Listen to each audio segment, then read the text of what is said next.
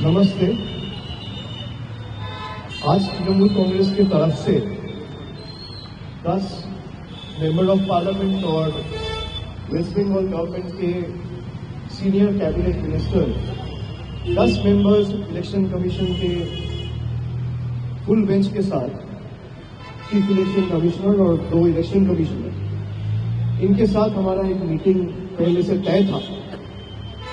तो 8-10 मुद्दों पे आज बात हुआ है और 12 बजे की मीटिंग शुरू हुआ। अभी 2:45 बज गए, 2.5 घंटा मीटिंग चला है।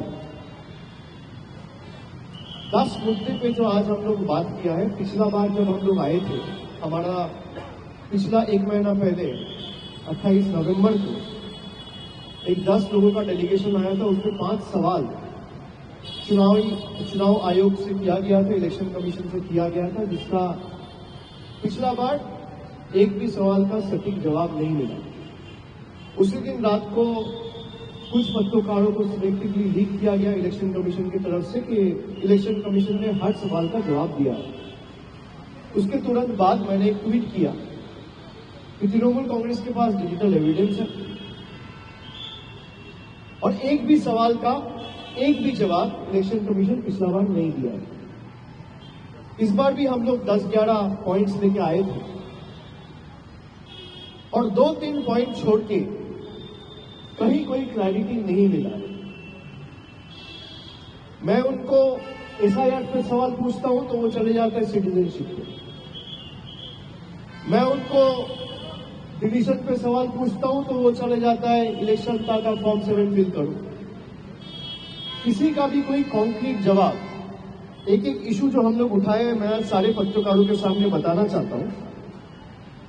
पहला तो हमने जो लॉजिकल डिस्क्रिपेंसीज के केसेस हैं, 1 करोड़ 36 लाख केसेस, और उसके अलग अलग 5-6 कैटेगरी बनाया गया है कि कुछ केसेस में पिताजी के साथ जो वोटर है उसका 15 साल का डिफरेंस है, इसलिए डिस्क्रिपेंसी में डाला है। कहीं नाम में कोई स्पेलिंग एरर है, इसलिए डाला है। कहीं सरनेम में कोई स्पेलिंग मिस्टेक है, इसलिए डाला है। कहीं ग्रैंड पेरेंट्स के साथ कोई एज डिफरेंस है तो डाला है। कहीं एड्रेस में कोई डिफरेंस है तो डाला है। लेकिन वो लिस्ट अभी तक पब्लिश नहीं हुआ है। कल रात को जब मैं दिल्ली आया तब मुझे पता चला कि AERO का जो लॉगिन है, ERO का नहीं, AERO, उस लॉगिन में पार्ट बाय पार्ट कुछ लॉजिकल डिस्क्रिपेंसीज के केसेस अपलोड किए गए। लेकिन उसमें भी जो ऐप के थ्रू अपलोड किया गया, उस ऐप में भी बहुत सारे फ्लॉज हैं, जो आज मैंने मीटिंग में बताया। जैसे ही आप लॉजिकल डिस्क्रिपेंसीज के कोई केस में जाते हैं तो वहां पे 4 ड्रॉप डाउन आते हैं। एक आता है सेंड टू DEO, एक आता है जनरेट हियरिंग नोटिसेस, एक आता है फाउंड ओके, और चौथा आता है फाउंड इनएलिजिबल। अगर डॉक्यूमेंट सबमिट करने के बाद भी किसी का केस ओके है और फाउंड ओके में दबाया जा रहा है, क्लिक किया जा रहा है, तो भी हियरिंग नोटिसेस जनरेट हो रहे हैं, जिसका कोई जवाब उन्होंने नहीं दिया। उन्होंने माना कि ऐप में हो सकता है कोई टेक्निकल ग्लिचेस हो, लेकिन इसका कोई जवाब हमें नहीं मिला। दूसरा, हमने उन्हें बताया कि सीनियर सिटीजन्स के लिए अभी यहां आने से 2 दिन पहले हमारा स्टेट का एक डेलीगेशन वेस्ट बंगाल का CEO ऑफिस गया था। वहां पे 5 लोगों का डेलीगेशन जाके सीनियर सिटीजन्स को जिस तरीके से आइडेंटिफिकेशन और वोटर लिस्ट में नाम उठाने के लिए हैरेस किया जा रहा है, खास करके जो लोगों को मेडिकल कंडीशंस है, जो लोगों को चलने में, सीढ़ी चढ़ने में दिक्कत होता है, तबीयत ठीक नहीं रहता है, उन लोगों को बुला के 3-3 घंटा, 2.5 घंटा, 4-4 घंटा बिठा के रखा जाए। तो हमारे डेलीगेशन ने जाके ये रिक्वेस्ट किया कि 85 के ऊपर अगर पोस्टल बैलेट में वोट लिया जा सकता है तो हियरिंग क्यों नहीं घर जाके आप कर सकते हैं। तो उसको ऑनर करते हुए परसों ही रात को एक नोटिफिकेशन CEO का ऑफिस से निकाला गया, जहां पे बताया गया कि 85 के ऊपर जिनकी उम्र है उनको हियरिंग में नहीं बुलाया जाएगा। लेकिन हमने कल और आज, कल एक डेलीगेशन गया था CEO के ऑफिस में, और आज हम 10 लोग चीफ इलेक्शन कमिश्नर को भी रिक्वेस्ट किया है कि 60 के ऊपर जिसका उम्र है, मान लीजिए जिसका मेडिकल कंडीशन है, जिसका तबीयत ठीक नहीं है, जिसको कोमॉर्बिडिटी है, या दिव्यांग जो लोग हैं, पर्सन विद डिसेबिलिटीज, जिसको मूव करने में दिक्कत है, व्हील चेयर में बैठते हैं, इन लोगों को इस हियरिंग प्रोसेस में बुलाकर हैरेस ना किया जाए। तो उन्होंने ये कहा है कि मैं इसको देखूंगा, चर्चा करूंगा। इसमें कोई कमिटमेंट नहीं दिया है, बट मैं ये क्यों कह रहा हूं, ये लोगों को समझना चाहिए, जानना चाहिए। पूरा देश में Trinamool is the only party to raise it, both before the chief electoral officers office and simultaneously before the chief election commission in the Nirvachan Sadan Delhi. 3 number, selective targeting और इन्फिल्ट्रेशन का जो एलिगेशन है, जो सिलेक्टिवली लीक करके बंगाल को बदनाम करने के लिए बीजेपी के लोग करते हैं कि बंगाल में 1 करोड़ रोहिंग्या है, बांग्लादेशी है।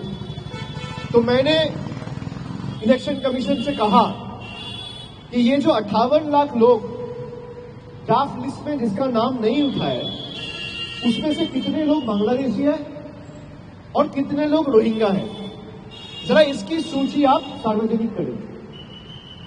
उनको फिर से कोई हमें जवाब नहीं मिला, वो कोई सदुत्तर नहीं दे पाए कि जिस कारण से और ऑब्जेक्टिव से इलेक्शन कमीशन एसआईआर किया कि अगर कोई इलीगल इमिग्रेंट इंडिया में रहता है, उसको पकड़ के हम लोग बाहर भेजेंगे और उसको वोटर लिस्ट में रहने का अधिकार नहीं है, जो मैं सटीक मानता हूं।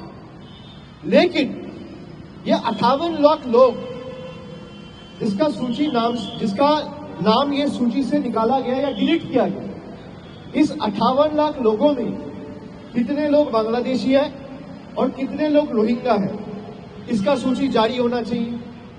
नहीं तो आपने 2 साल 3 साल से लेकर लगातार 21 के चुनाव के बाद, खास करके बीजेपी के हारने के बाद, जिस तरीके से बंगाल को बदनाम किया, या तो माफी मांगी या सूची जारी कीजिए। कोई सदुत्तर नहीं मिला, कोई कॉन्क्रीट आंसर नहीं मिला। फिर मैंने पूछा कि इतने सारे प्रदेशों में एसआईआर का काम चल रहा है, जहां पे वेस्ट बंगाल के साथ साथ तमिलनाडु, गुजरात, छत्तीसगढ़, केरला, उत्तर प्रदेश, हर जगह पे एसआईआर का काम हो रहा है। वेस्ट बंगाल में सबसे कम डिलीशन का परसेंटेज आया है, 5.79%। तमिलनाडु में आया है 12.57%, छत्तीसगढ़ में आया है 8.76%, बीजेपी का डबल इंजन गवर्नमेंट गुजरात में आया है 9.99%, 9.95%, मतलब अप्रोक्सीमेटली 10%।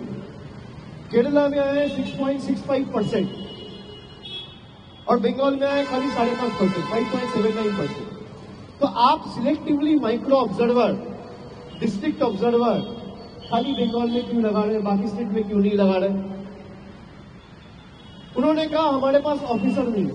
मैंने कहा आप अभी जो एईआरओ हियरिंग कर रहे हैं, उसमें भी 10 एईआरओ को बिठा के रखना है, पूरा स्ट्रेंथ को भी आप यूटिलाइज नहीं कर रहे। They don't have the correct information, they are not aware, and the chief election commissioner is not in the scheme of things how the election commission is rolling out SIR in Bengal. ये देख के समझ में आता है कि ऊपर से कोई डिक्टेट कर रहा है और यहाँ बैठ के कोई सॉफ्टवेयर के हिसाब से उसको सैनिटाइज करके चलाया जा रहा है, नोटिस भेजे जा रहे हैं। नहीं तो आप फाउंड डॉक्यूमेंट में क्लिक करेगा तो हियरिंग नोटिस क्यों जाएगा? फाउंड डॉक्यूमेंट में क्लिक करेगा तो केस क्लोज होगा। इसका कोई हमें कॉन्क्रीट आंसर नहीं मिला। माइक्रो ऑब्जर्वर का जब हम पूछे, कोई कॉन्क्रीट आंसर नहीं मिला। हमने कहा डीओस को जिम्मेदारी दिया गया है कि कोई भी डॉक्यूमेंट जमा होता है 5 दिन में जाके चेक करो, क्या संभव कैसे? तो उन्होंने कहा कि DEOs can write to the CEO. फिर भी जरा आप मुझे बताइए कि मैंने अपने डीएलओ को एक डॉक्यूमेंट दिया कि मैं बंगाल का वोटर हूं, अभी मेरा उम्र हो सकता है 35 साल हो, 40 साल हो, 45 साल हो, लेकिन जब मैं 10th क्लियर किया था तो हो सकता है मैं तमिलनाडु से किया था या राजस्थान से किया था या दूसरा कोई स्टेट का कोई स्कूल से किया था। कॉलेज पे यूनिवर्सिटी से किया था तो बंगाल के बाहर हो. How is it physically possible for the DEO to verify the document? And there will be thousands of documents, not just one और two. There will be tens thousands of documents.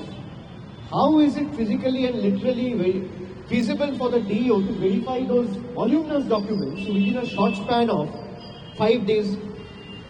Isn't this decision arbitrary? उसके बाद हम लोग जो third party agencies के बारे में पूछे कि डेटा मिशन करके इलेक्शन कमीशन ने बंगाल में एक एजेंसी लगाया है सर्वे करने के लिए. तो बोला अच्छा मुझे तो पता ही नहीं है.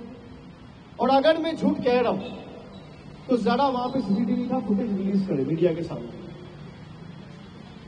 भाई हमारे पास तो कैमरा नहीं थे. या इलेक्शन कमीशन का प्रीमाइस में हर जगह सीसीटीवी है, चेक करके अंदर गए. तो आप अगर सच कह रहे हो पूरा 2.5 घंटा मीटिंग का सीसीटीवी फुटेज आप रिलीज कर दो, लोग देखे क्या बात हुआ, कौन झूठ बोला कौन सच बोला. बोला हमारे पास तो कोई नॉलेज ही नहीं है, कोई एजेंसी को लगाया गया, हो सकता है सीईओ का ऑफिस से किया है. मैंने कहा अगर सीईओ का ऑफिस से किया है तो आप फोकस करिए. How can the CEOs office issue directives and notifications without your approval and consent? तो उन्होंने वो कॉपी मांगा, हमने वो कॉपी भी दिया. उसके बाद हमने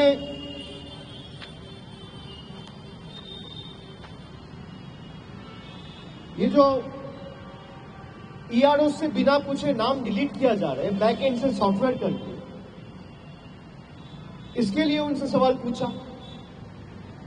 कि कोई सॉफ्टवेयर यूज करके बिना फॉर्म 7 फिल किए इलेक्टोरल प्रोसेस में कैसे बैक एंड से आप नाम डिलीट कर सकते.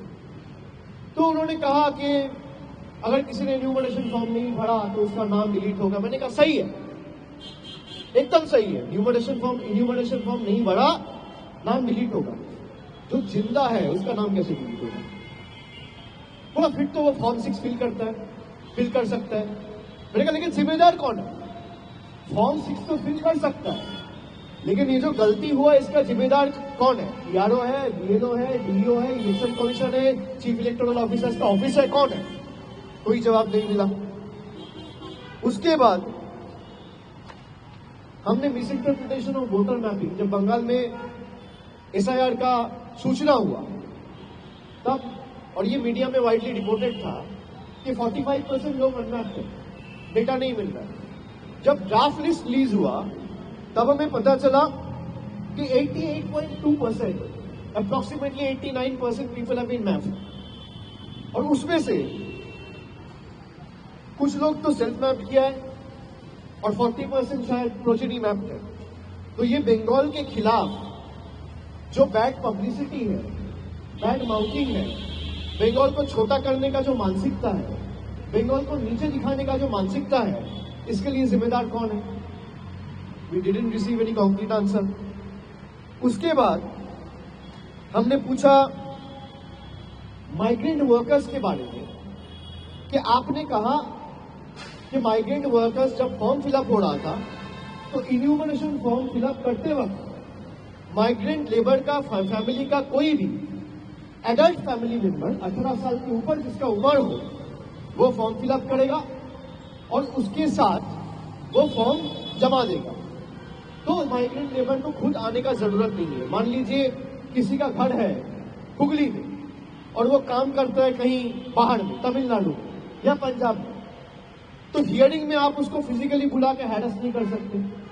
अगर देश का सुप्रीम कोर्ट का हियरिंग वर्चुअल हो सकता है, अगर देश के जितने भी हाई कोर्ट्स हैं, हाई कोर्ट्स की हियरिंग वर्चुअल हो सकता है, तो इलेक्शन कमीशन की हियरिंग वर्चुअल क्यों नहीं करेगा? तो उन्होंने कहा कि ये पॉइंट ठीक है, मैं नोट डाउन करता हूं, आई विल एक्सप्लोर और चर्चा करेंगे. जैसा बात हुआ है मैं आपको बोल रहा हूं. फिर सिलेक्टिव लीक करेगा तो हर पत्रकार, अगर आप जर्नलिस्टिक एथिक्स में बिलीव करते हो, ask them to release the CCTV footage. उसके बाद बंगाल के ऊपर जो स्टेप मदरली ट्रीटमेंट चल रहा है, ये माइक्रो ऑब्जर्वर से स्टार्ट करके बंगाल का क्रेडिबिलिटी खराब करना, बंगालीज को हैरेस करना, बंगाल के लोगों को हैरेस करना। जैसे माइग्रेंट लेबर के केस में बिहार में जब हुआ था तब किसी को फिजिकल हियरिंग में बुलाया नहीं था, नोटिस किया था। अब नोटिस के बेसिस से उसके परिवार का, मान लीजिए परिवार का वो पत्नी हो सकता है, वो माँ हो सकता है, वो पिताजी हो सकता है, वो बेटा हो सकता है, वो बेटी हो सकता है, वो बहन हो सकता है, वो भाई हो सकता है। वो परिवार के कोई भी अगर वो नोटिस के बेसिस पे डॉक्यूमेंट लेके बीएलओ को सबमिट कर दिया, उसके बाद कभी उसको हियरिंग में बुलाया नहीं गया। तो बिहार के लिए रूल अलग और बंगाल के लिए रूल अलग क्यों? तो ये 8-10 सवाल हम लोगों ने पूछे और कोई भी वो 2-3 मुद्दा, जैसे एक मैंने बोला पर्सन विद डिसेबिलिटी, एक मैंने बोला 60 के ऊपर जिसका एज है और मेडिकल कंडीशन है, और दूसरा हियरिंग वेन्यू डिसेंट्रलाइज करने के लिए उन्होंने भी बोला है कि भाई हियरिंग वेन्यूज को मैं डिसेंट्रलाइज करूंगा और डीएम्स के पास और डीईओस के पास ये डिस्क्रिशन है, they can use their own discretion and increase the number of venue. तो ये चीज स्टेट को उन्होंने लिखित में दिया नहीं था, आज मुझे बोला, पता चला, तो we will look into it कि अगर हियरिंग वेन्यूज बढ़ाया जा सकता है तो लोगों को दिक्कत नहीं होगा। उन्होंने बोला कि आपके BLA-2 क्यों हियरिंग वेन्यू में जाएगा? मैंने बोला क्यों नहीं जाएगा? अगर BLA-2 बूथ में बैठ सकता है, पोलिंग स्टेशन में बूथ का एजेंट बैठ सकता है पार्टी का, जब आप इन्यूमरेशन फॉर्म डिस्ट्रीब्यूट कर रहे हैं तब BLO के साथ BLA-2 जा सकता है, तब हियरिंग में BLA-2 क्यों नहीं जाएगा? बोला नहीं जाना चाहिए। मैंने बोला ठीक है, नहीं जाएगा, आप सर्कुलर इशू करो। बोला मैं सर्कुलर इशू नहीं करूंगा। मैं बोला सर्कुलर इशू नहीं करेगा तो BLA-2 रहेगा। अब ये जो जोर जबरदस्ती मानसिकता, वो सर्कुलर इशू इसलिए नहीं कर सकता क्योंकि circular will be challenge in the court of law. अगर आप ओरली बोलते हैं उसे कोई वैल्यू नहीं है। तो अगर इलेक्शन कमीशन को लगता है कि भाई BLA-2 नहीं रहेगा, और मैं ये दोबारा दोहराना चाहता हूं, यही सब गलती कांग्रेस ने किया है। आम आदमी पार्टी दिल्ली में पकड़ नहीं पाया, बिहार में आरजेडी कांग्रेस पकड़ नहीं पाया, इसलिए बीजेपी 88% का स्ट्राइक रेट लेके जीता है। बीजेपी महाराष्ट्र में जीता है, स्ट्राइक रेट है 88%। बीजेपी दिल्ली जीता है, स्ट्राइक रेट है 88%। बीजेपी बिहार जीता है, स्ट्राइक रेट है 88%। ये कोइंसिडेंस लगता है आपको? वोट चोरी तो यहां हो रहा है, वोट चोरी ईवीएम में नहीं हो रहा है। ये मैं दोहरा देता हूं, ये ईवीएम जो भी कहता है, जिसको चुनाव कराना आता है वो वोटर लिस्ट में नजर दे, वोटर लिस्ट में चोरी हो रहा है। और यही चीज कोई और पॉलिटिकल पार्टी पकड़ नहीं पाया। अगर कोई पॉलिटिकल पार्टी कांग्रेस ने पकड़ लिया होता, हरियाणा से, महाराष्ट्र से, न्यू दिल्ली से, बिहार से, चारों स्टेट में बीजेपी हारती। वो व्हाट्सएप के बेसिस पे डायरेक्शन दे रहे हैं। A government functioning is governed by official circular and notifications, not by WhatsApp directives. The union government plans to run the country on WhatsApp. The Election Commission of India wants to run the country and the state on WhatsApp without issuing any official circular and formal notifications. What is compelling them from issue and notification? Because they know if we issue a notification, all political party in the country, including us, will have the right to challenge it in the court of law. That is why they are not doing it. Why will BLA-2s will not be allowed to be a part of the hearing venues? If they can be a part of the entire SIR process when the enumeration forms were distributed, if they can remain present within the polling station when the votes are being cast, why can't they be a part of the hearing process? What is it that the Election Commission is trying to hide? Why is it not making the logical discrepancy list public? How can you clean a list by hiding details? Answer me. उनको लगता है गला उठा के बात करेगा और थोड़ा बहुत जोर से बोलेगा तो सब दम जाएगा। हम लोग जब बात करना शुरू किए, पहली बात तो जब कोई बोल रहा था वो रोकने टोकने लग गया। He started losing his temper. मेरे तरफ उंगली उठाने लग गया, फिर मैंने बोला you are nominated, I am elected. आपका उंगली नीचे करके बात करिए। हम लोग जो यहाँ पे बैठा हुआ है जनता का वोट से चुना हुआ है। बीजेपी के बदौलत खाली आपका एक नोटिफिकेशन का बेसिस पे मैं यहाँ पे नहीं आया हूँ। We are answerable to the people at large. You are answerable to your masters. I am answerable to the people of my state, for whom we have come here to ensure none of them are left behind from the final electoral roll when the list is published. आप उंगली नीचे करके बात करिए। उनको लगता है कि हम जो बोलेगा वो सुन लेगा।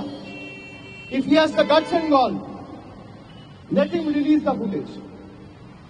I'm standing outside the Election Commission's office. Here it goes. Nirvachan Southern Election Commission of India. Ganesh Kumar must be hearing what I'm saying before the media now. If he has the courage, he should come down and face the media and come back and rebut every point I'm raising before the media and you today itself without wasting any further time, rather than making selective leaks. After he is down on what I know after 8 p.m. in the night. What is stopping him? He thinks the people of Bengal are his subservient. He thinks people of Bengal and we parliamentarians and the ministers, the MLAs or the MPs who have been elected by the people, standing in long queues by exercising their franchise, are they bonded laborers? Are they slaves? Apart from 2 or 3 basic questions, he has failed to answer any of the valid questions we have raised. Why are you not able to make the logical discrepancies public? What is stopping you from issuing notifications barring the BLA2 from entering hearing venues? What is stopping you from decentralizing hearing venues? What is stopping you from issuing orders to give relief to old age people, especially senior citizens? Because as per the government standards, both state and center, senior citizens are the ones who are above the age of 60. And especially the ones who are living with medical conditions, who are medically vulnerable, who are living with comorbidities, PWDs. Why will they go in a hearing venue and wait hour after hour? Who will provide relief to them? They look up to the constitutional authorities of the country. It is your constitutional right to protect them, to give relief to them. You will wait what directions I receive from the PMO or the Home Minister's office, because this Chief Election Commissioner was the cooperative secretary before he took over. Wasn't he the cooperative secretary? Who was the cooperative minister? What was the name of the cooperative minister and what is the name of the cooperative minister right now? It is Mr. Amit Shah. Do you think it's a coincidence that all of a sudden the cooperative minister secretary is being sent as the Chief Election Commissioner? He was sent on a mission to destroy this office, destroy this institution. He was sent on a mission to destroy our country.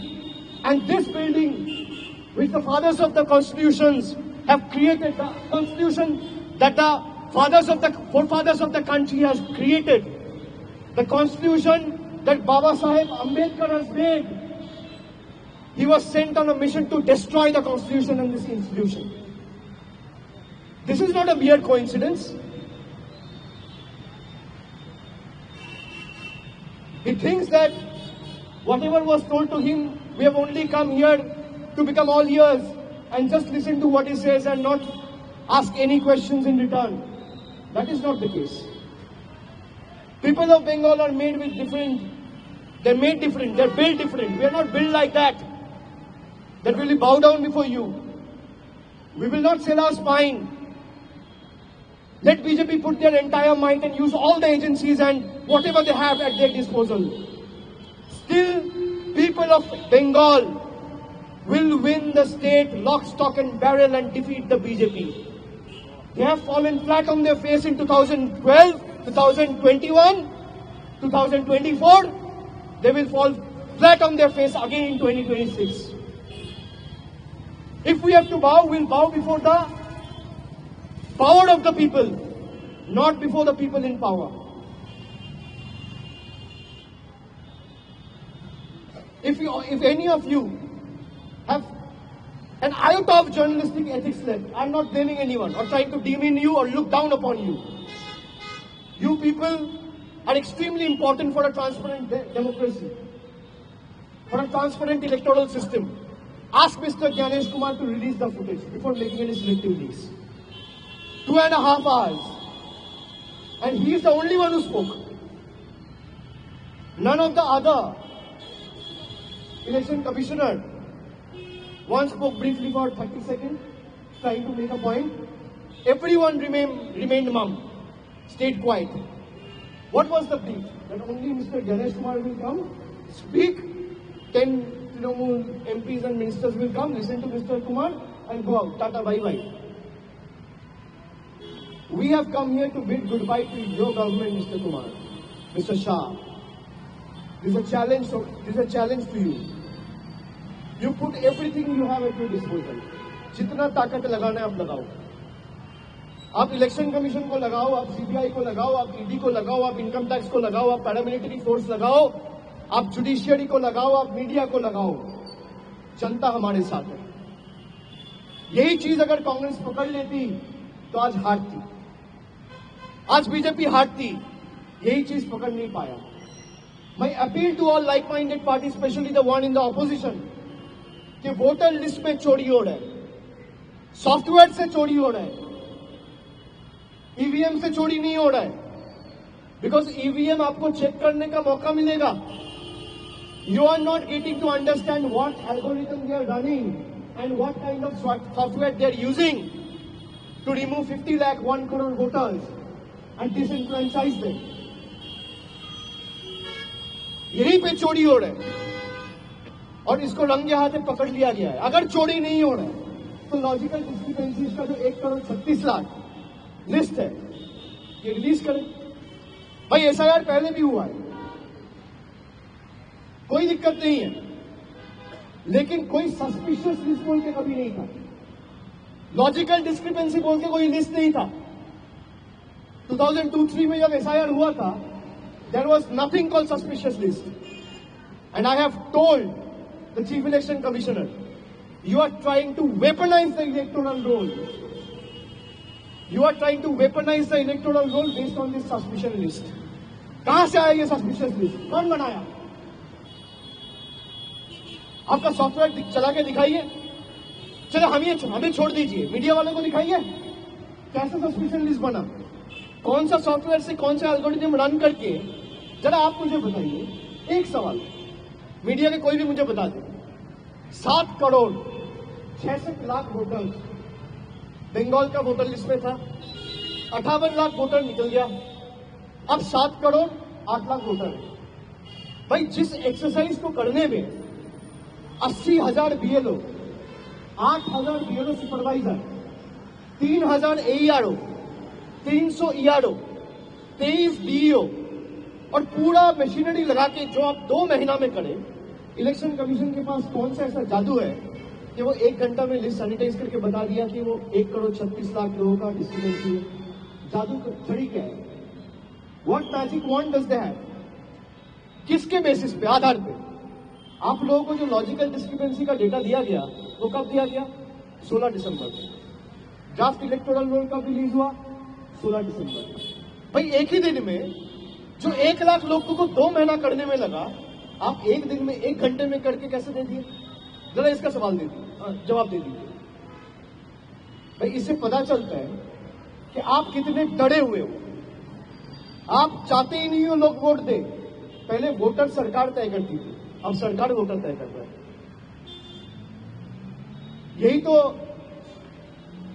BJP का नया भारत है कि पहले voter तय करता था कि प्रधानमंत्री कौन बनेगा, सरकार में कौन बैठेगा. अब सरकार तय कर रहा है कि पोलिंग स्टेशन में कौन जाएगा और वोट कौन देगा. पूरा देश को इकट्ठा होकर इसको रोकना चाहिए और हर पार्टी को इस इलेक्टोरल रोल में जो चोरी है उसको पकड़ना चाहिए। हमने ये चोरी पकड़ा है। बंगाल में आपने नहीं देखा कितने लोग, हमारा एक काउंसिलर तांकुनी म्यूनिसिपैलिटी में जिंदा है, उसको डेट दिखा दिया। ऐसे हजारों केसेस थे, मैं लिस्ट दे दूंगा।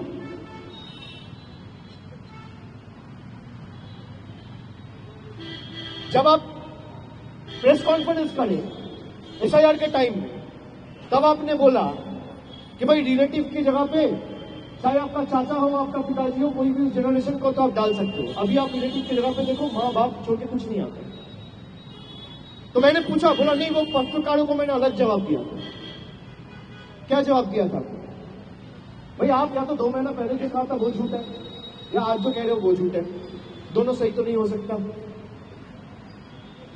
मैं उनको इतना ही बताना चाहता हूं कि बीजेपी पूरा जिंदगी देश नहीं चलाएगा, लेकिन देश का संविधान रहेगा। Make sure you operate and work, make sure you operate and work remaining within the ambit and yardsticks of law. अगर आपको लगेगा कि भाई सत्ते में रहने वाला लोग तो है ही, मेरे साथ बचा लेंगे, वो खुद नहीं बचेंगे जिस दिन सरकार बदलेगा। मुझे इतना ही बताना था। अभिषेक जी आपने सब कुछ तो बोल दिया। हम बोल दिया। एक सवाल है, आपने अपने लाइक माइंडेड पार्टी से भी मांग किया कि ईवीएम से चोरी नहीं हो रही है, मतदाता सूची के जरिए चोरी हो रही है। यूपी का ड्राफ्ट मतदाता सूची आना बाकी है, लेकिन जो खबरें आई हैं 3 करोड़ मतदाताओं के नाम हटेंगे।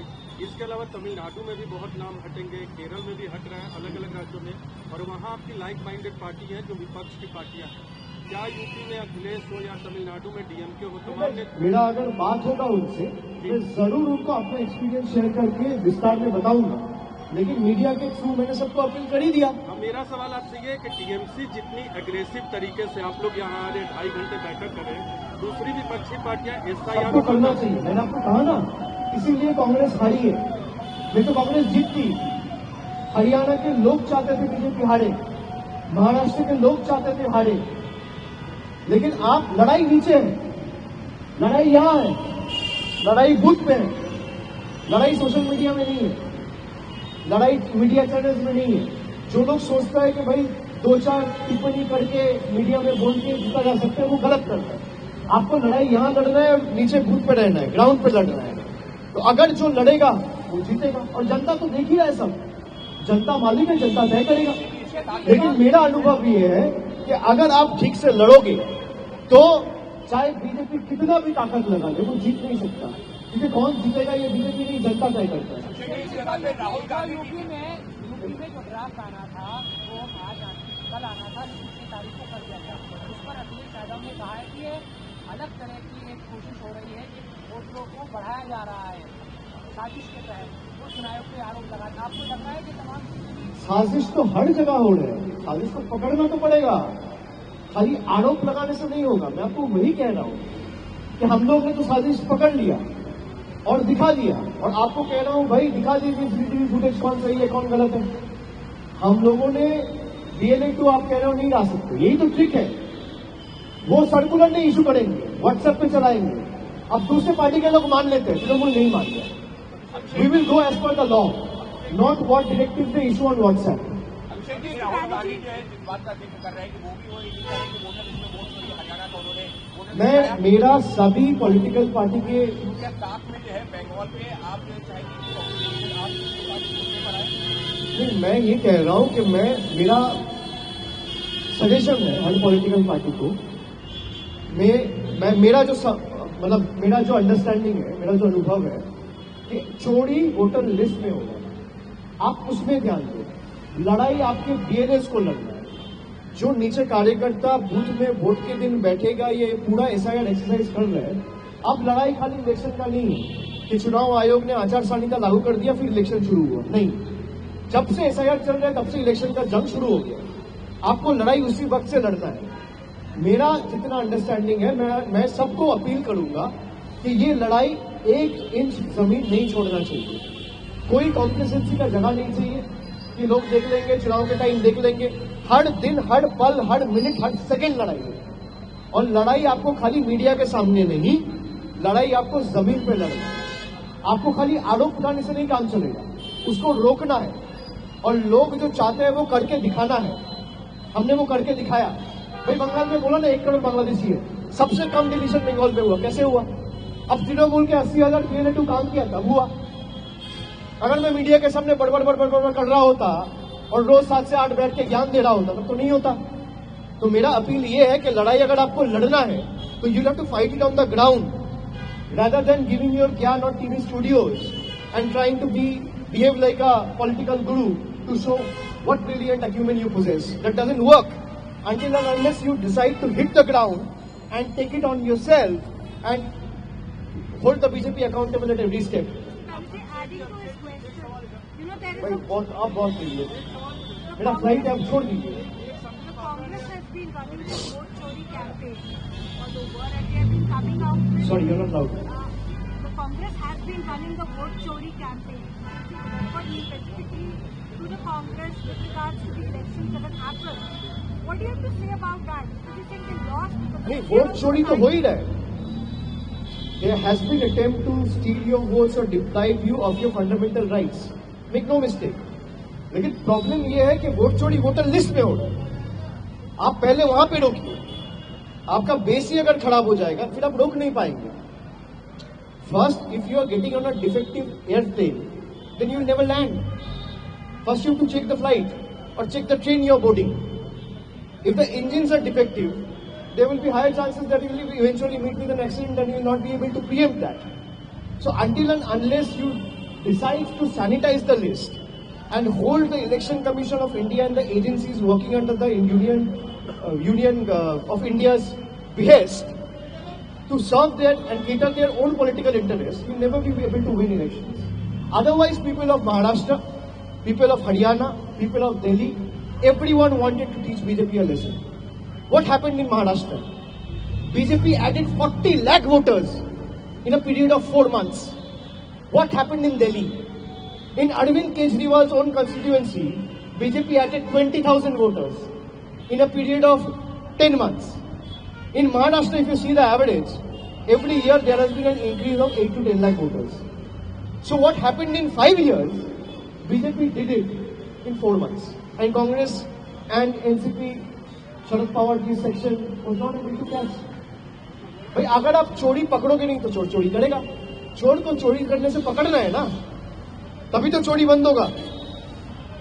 Mr. Banerjee, UPI has time and again come with an excuse or rather justification that look, you make allegations, but vote percentages have increased in Maharashtra, in Bihar.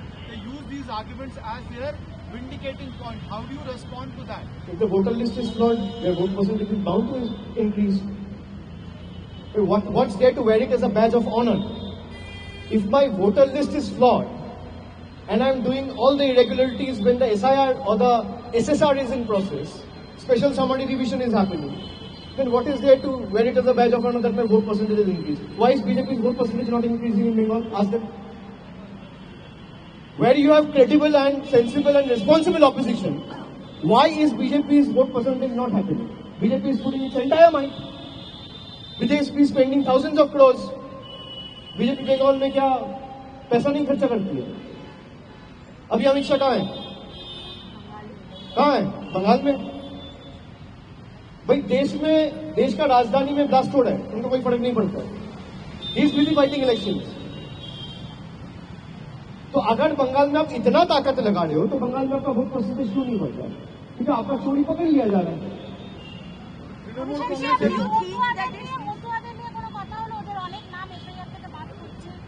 আমরা এটা আগের বারও জানিয়েছিলাম, এবারও বলেছে, ওনারা বলেছেন যে যদি নাম বাদ পড়ে তাহলে ফর্ম 6 ভরে তারা জমা দেবে। তারা তো করছে, কিন্তু আমাদের বক্তব্য যাদের গাফিলতির কারণে এটা হচ্ছে তাদেরকে তো কোনো না কোনো ভাবে শাস্তি দিতে হবে, একটা অথরিটি পেতে দিতে হবে, যে হয় সিইওর অফিস, নইলে কারো না কারোর গাফিলতির কারণে, নইলে ইলেকশন কমিশনের গাফিলতির কারণে এটা হচ্ছে। তো আপনাকে তো সেটা বেঁধে দিতে হবে। সেটা যদি না বাঁধেন তাহলে কি করে হবে? অভিষেক 1 কোটি 36 লাখের নাম কথা বলছেন ভোট চোরকে, এটা যাচ্ছে ভোট চোরকে। ভোট চোরকে সবাই জানে, আপনি গুগলে লিখে সার্চ করুন ভোট চোরকে, বেরিয়ে যাবে। অভিষেক, আপনাদের আজকে দেখা করার পরেও কি আপনার মনে হয় যে 1 কোটি 36 লক্ষের নামের তালিকা প্রকাশ্যে না আসবে? না, জীবনে পারবে ফাইনাল না। লিস্ট আসার যদি আনে তাহলে তো আমরা আর দাবি করবো না। কিন্তু ভাই আপনার যদি উদ্দেশ্য ঠিক থাকে আপনি লিস্ট পাবলিশ করবেন না কেন? ধরুন আমি বলছি 1,36,00,000 লোকের মধ্যে 75 লক্ষ লোক রয়েছে যাদের মধ্যে বানান ভুল রয়েছে নামে, কোনো অসুবিধা নেই, থাকতেই পারে, আপনি লিস্ট রিলিজ করুন। আপনি বলছেন 15 লাখ লোক রয়েছে যাদের বাবার সাথে বয়সের পার্থক্য রয়েছে, হতেই পারে, আপনি লিস্ট রিলিজ করুন। আপনি লিস্ট রিলিজ করছেন না কেন? আপনার কিসের ভয়? আপনি ভোটার তালিকা পরিষ্কার করবেন, পরিচ্ছন্ন ভোটার তালিকা তৈরি করা যদি আপনার উদ্দেশ্য হয়, আপনি লুকিয়ে কি করে পরিচ্ছন্ন ভোটার তালিকা তৈরি করবেন? লুকিয়ে তো কার থেকে লোকাচ্ছে? সাধারণ মানুষ দেখুন, সেখানে তৃণমূল থাকবে, বিজেপি থাকবে, সিপিএম থাকবে, কংগ্রেস থাকবে, নির্দল থাকবে, সব রাজনৈতিক দলের মানুষ থাকবে, সব বর্গের মানুষ থাকবে, বর্ণের মানুষ থাকবে, ধর্মের মানুষ থাকবে, গ্রামের সবাই দেখবে, অসুবিধা কোথায়? আপনারা যখন লিস্ট পাবলিশ করার কথা বললেন তখন ইলেকশন কমিশনার কি বললেন? বলে করবো না, গায়ের জোর। আমি বললাম যদি না করেন তাহলে তৃণমূল কংগ্রেস এবং বাংলার মানুষ দেখিয়ে দেবে যে আমরা কল্পি বাহক নই। We will give you a reply in the language you understand. আপনি যে ভাষায় বোঝেন আমরা সে ভাষায় বোঝাতে পারি।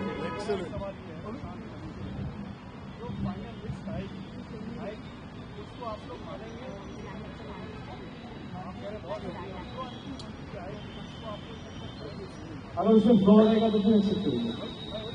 नहीं करेंगे भाई। अभी जो लिस्ट है उसमें इतना लोग हैं जिंदा है, मैं लिस्ट एक्सेप्ट कर लूं तो मैं फाइनल लिस्ट क्यों एक्सेप्ट करूंगा? फाइनल लिस्ट के बाद भी आपके पास प्रोविजन रहेगा, फिर क्या करेंगे? मतलब फॉर्म लीगली फाइट होगा, फॉर्म से बिल्कुल होगा, बिल्कुल नहीं है भाई। आपको 3 महीना बाद कितना समझ में आया कि तृणमूल कैसा है, भरोसा है? भगवान बताए आपको।